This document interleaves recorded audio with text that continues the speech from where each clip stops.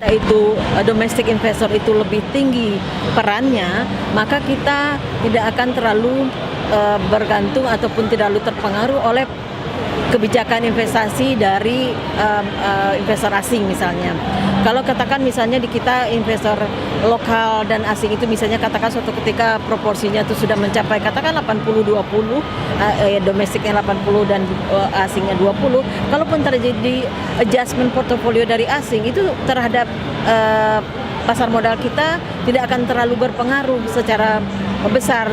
Beda dengan kondisi sekarang di mana asing itu dari sisi kepemilikan masih sekitar 60%-an dan kemudian lokal kita 40%.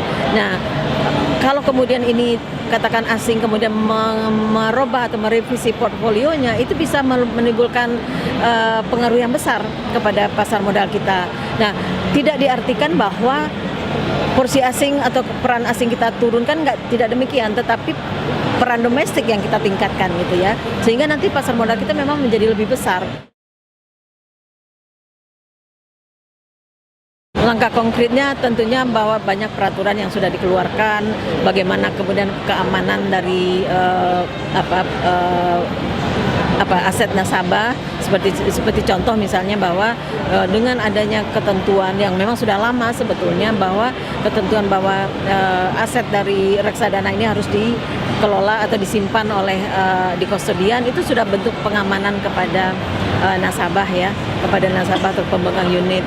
Kemudian juga MI selalu kita lakukan pengawasan, juga ada audit rutin kepatuhan untuk mendeteksi dini lah kalau kemudian ada hal-hal yang tidak sesuai dengan ketentuan. Yang pada dasarnya ketentuan itu dibuatkan untuk pengamanan atau untuk good governance gitu ya. Jadi kalau dengan adanya enforcement yang selalu kita lakukan secara teratur, kemudian nanti diharapkan nanti MI itu memang secara finansial dia sehat, kemudian secara kode etik dia juga baik, sehingga nanti kemudian nasabah yang investasi melalui reksadana yang dikelola oleh manajer investasi itu menjadi lebih terlindungi dan juga lebih percaya ya kepada produk reksadana ini.